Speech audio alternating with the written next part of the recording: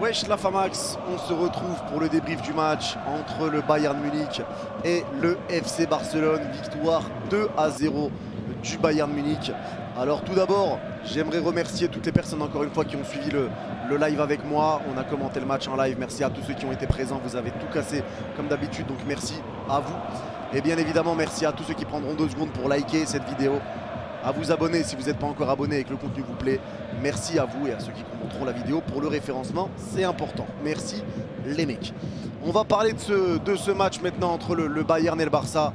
Et honnêtement, le Barça n'a pas à rougir. Alors, c'est vrai que ça peut paraître un peu compliqué, c'est vrai que la défaite fait mal, c'est vrai qu'il y avait une revanche à prendre, c'est vrai que ça fait la 4e défaite de suite, c'est vrai que le Barça n'a plus battu le Bayern depuis 2015, c'est vrai que ça commence à devenir vraiment compliqué, ça commence à faire beaucoup ces défaites qui s'enchaînent, etc. Mais le Barça aurait vraiment pu faire mieux. Le Barça aurait pu faire mieux, le Barça aurait limite mérité mieux. Ils ont eu les plus grosses occasions de ce match. Malheureusement, il y a eu un manque de réussite, un manque de réalisme, peut-être un petit peu trop de pression sur les épaules de Lewandowski face à son ancien club. Lewandowski qui a eu d'énormes occasions, mais il y a eu un grand Neuer ou soit des très mauvaises frappes. Je pense à la tête de Lewandowski arrêtée au 2e poteau par Neuer, super parade. Je pense à son gros raté à la ligne des 6 mètres sur un centre qui passe au-dessus. Je pense à la passe de Neuer qui se trompe et qui la donne à Lewandowski. Il s'emmène mal le ballon, Upamecano revient. Je pense là en fin de match, Lewandowski qui a la balle, il peut frapper, mais Upamecano revient lui prendre. La double occasion de Pedri, l'arrêt de Neuer sur la première et la deuxième, l'énorme raté qui met le ballon à côté. Il y a eu d'énormes situations, les 2 frappes de Rafinha qui passent pas loin de la cage. Il y a eu énormément de situations pour le Barça. On peut les noter, il y en a eu beaucoup. Et si le Barça rentre à la pause avec 1-0, 2-0, 3-0, 3-1, ça choquerait personne. Parce que le Barça à la mi-temps, c'est 10 frappes à 3 face au Bayern. Le Barça dominé et malheureusement le Barça s'est fait piquer en 2e mi-temps et ils payent leur manque de réalisme parce que le Bayern a clairement profité du fait que le Barça soit sonné sur le premier but pour mettre le 2e coup sur coup. 50e, 54e, les 2 buts ont été marqués. Le problème c'est que le Barça s'est laissé toucher. Ils se sont laissés toucher, ils ont pris le coup derrière la tête, ils auraient dû rester concentrés et vraiment pas sortir de leur match parce qu'ils jouaient bien, ils avaient possibilité de marquer et de revenir dans ce match, mais le but leur a fait trop mal. Ils ont pris le 2e coup sur coup, derrière il y a eu d'énormes temps forts pour le Bayern. Il y a eu des occasions encore pour le Barça, mais le Bayern a clairement repris l'ascendant à partir du moment où il y a eu le 2-0. Il y a eu encore des situations, mais bon, ça a été compliqué. Et vraiment les mecs, on va pas se mentir, Alphonso Davies a été extraordinaire sur son côté. Il a fait un top match, rien à dire à Alphonso Davies. Pareil pour Upamecano qui a été impeccable, super match d'Upamecano. Hernandez a été excellent, Mazraoui a fait vraiment du bien également sur son côté droit. Quelques passes offensivement ratées, mais Mazraoui a fait un très bon match après la blessure de Benjamin Pavard. Sabitzer qui est sorti à la mi-temps, très bon match de Goretzka également, très bon match de Joshua Kimmich.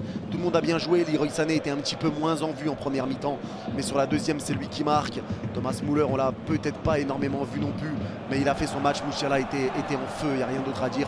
Et Sadio Mané pour la 2e fois de suite en LDC qui était transparent. Je pense que pour Sadio Mané son poste de buteur n'est pas bon. C'est pas bon. Je sais pas si c'est une consigne où le coach lui dit de rester vraiment devant et de ne pas bouger. Mais en tout cas, je pense que là, ça va pas. Sadio Mané, ça devient très compliqué. 2e match de suite où il a beaucoup de mal. Il est vraiment pas en vue. Il n'a pas été en vue et ça a été compliqué pour lui. Maintenant, pour le Barça, Rafinha, pour moi, a été vraiment pour moi le seul flop, si je peux dire le terme flop. Mais ça a été trop compliqué. Il a commencé à droite, Davies l'a mangé, que ce soit offensivement ou défensivement, Davies l'a mangé tout le long du match. Ils ont échangé de place avec Dembélé et Rafinha ont échangé de place au cours du match. Rafinha n'arrivait même pas à passer Mazraoui non plus. C'était compliqué, il y a eu beaucoup de passes ratées, mis à part de temps en temps des passes qui étaient pas mal. Et ces 2 occasions de but, ces frappes qui passent pas loin du tout. Notamment celle en 2e mi-temps, en début de 2e mi-temps, qui passe au ras du poteau de Neuer. Je la voyais dedans carrément. Pour moi, Rafinha n'a pas été dans un très bon jour. Lewandowski a été très en vue, mais Lewandowski a beaucoup trop raté malheureusement. Des occasions, voilà, est-ce que c'est le stress de rejouer contre le Bayern? Je ne sais pas, mais en tout cas, encore, voilà, c'est un match un peu compliqué pour lui. Il a manqué de réalisme, ça arrive. S'il n'avait pas manqué de réalisme, honnêtement, je pense que clairement que le Barça aurait gagné. Mais voilà, manque de réalisme, mais il a été très en vue, il a eu les occasions. Pour avoir les occasions, il faut faire un bon match. Il faisait un bon match, mais s'il avait marqué, s'il n'avait pas raté toutes ses actions, ça aurait été mieux, ça c'est clair. Dembélé sur son côté a été très bon également, il a fait son match, ça a été un petit peu plus compliqué forcément, la défense du Bayern est beaucoup plus agressive et beaucoup plus compliquée à passer parce qu'il y a un gros plan qui se met sur lui avec 2-3 joueurs sur Dembélé, mais Dembélé a fait un très bon match également. Voilà, ça a été un peu plus compliqué que sur un autre match, mais Dembélé a été très bon et justement il y aura toujours ce problème entre Davies et Dembélé avec est-ce qu'il y avait pénalty ou pas sur la faute en première mi-temps. Honnêtement, il y a faute, mais apparemment les joueurs les arbitres de la VAR ont estimé que c'était pas suffisant pour signaler le penalty. Il y a faute, il y a clairement faute. Après, est-ce que c'est suffisant ou pas, à vous de juger. Dites-moi si pour vous il y avait penalty objectivement pour le Barça. Mais en tout cas, c'est clair et net qu'il y avait faute. C'est clair et net qu'il y avait faute. Mais voilà. Le milieu de terrain, pour moi, a été impeccable. Busquets, Gavi, Pedri ont été extraordinaires. Ils ont vraiment fait un très très bon match. Gavi dans le pressing a été impeccable. Très bon match de Gavi. Busquets a été très bon dans la récupération de ballon et pour ressortir proprement du pressing, pour faire le lien entre la défense et l'attaque. Et Pedri a été extraordinaire dans sa création de jeu. Et chacun avait son rôle et ils l'ont très bien fait tous les trois. Le milieu de terrain du Barça a bouffé le milieu de terrain du Bayern. Toute la première mi-temps, le Barça a roulé sur le Bayern, même si ça allait d'un camp à l'autre, hein. Ça allait d'un camp à l'autre, mais les situations les plus chaudes étaient pour le Barça. Mais vraiment top match des trois milieux de terrain comme d'habitude. Alonso a été stratosphérique dès le début, dès les 10 premières minutes. Il avait commencé très fort, très bon match de la part d'Alonso. Christensen a été peut-être, voilà, Christensen, Araujo, ça a été bon, ils ont fait un bon match aussi pour moi. Koundé a fait un bon match, j'ai même pas envie de dire de flop. Koundé a été bon, Araujo a été bon, Christensen a été bon, Ter Stegen peut-être, les gars, Ter Stegen est peut-être responsable pour moi sur le premier but. Le corner et la tête de Lucas Hernandez. Pour moi, il doit sortir. Ter Stegen doit sortir, il doit boxer ce ballon. Et Hernandez ne peut pas prendre ce ballon dans la surface du gardien, là, je sais plus c'est quoi le nom, mais jamais de la vie il peut lui prendre le ballon ici de la tête. Jamais de la vie. Pour moi, il y a eu l'erreur de Ter Stegen là-dessus. Mais c'est comme ça. Après, voilà, faut pas lui jeter la pierre non plus. Mais pour moi, il y a une petite erreur. Et je vais parler aussi des changements de Xavi et de l'entrée de Ferran Torres. Je comprends pas. Alors déjà, l'entrée de la sortie de Christensen pour Garcia alors que le Barça était mené, je comprends pas bien. J'espère que c'est parce que Christensen était blessé. En tout cas, s'il est blessé, j'espère que c'est pas grave. Mais s'il n'est pas blessé, je comprends pas du tout le changement. Et l'entrée de Ferran Torres, alors là je la comprends pas du tout. Ferran Torres est le joueur que tous les Barcelonais peuvent plus voir. Un joueur qui n'apporte rien dans les matchs. Je sais pas pourquoi il n'a pas fait rentrer Ansu Fati, ou je sais pas. Même pourquoi il n'a pas fait sortir un milieu pour entrer un attaquant. Je sais pas, il a sorti Busquets pour Kessié, il a sorti Gavi, je sais plus pour qui. Mais il aurait pu tenter quelque chose, Xavi, mais l'entrée de Ferran Torres, je l'ai absolument pas compris. J'ai vraiment pas compris ce changement-là.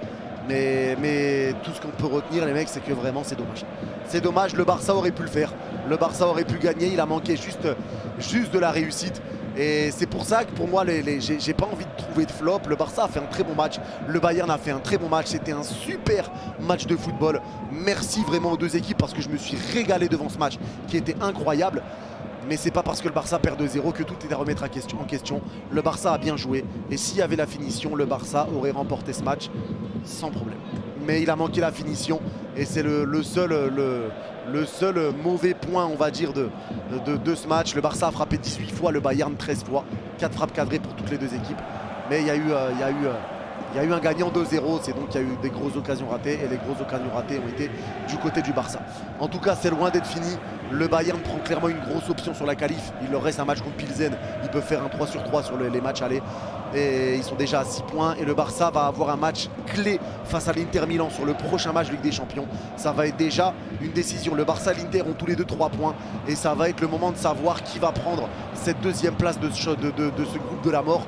Parce que le gagnant prend 3 points d'avance sur la 3e place. À 3 journées de la fin, ça va être complexe. Donc ça va être le match décisif face à l'Inter, le voilà.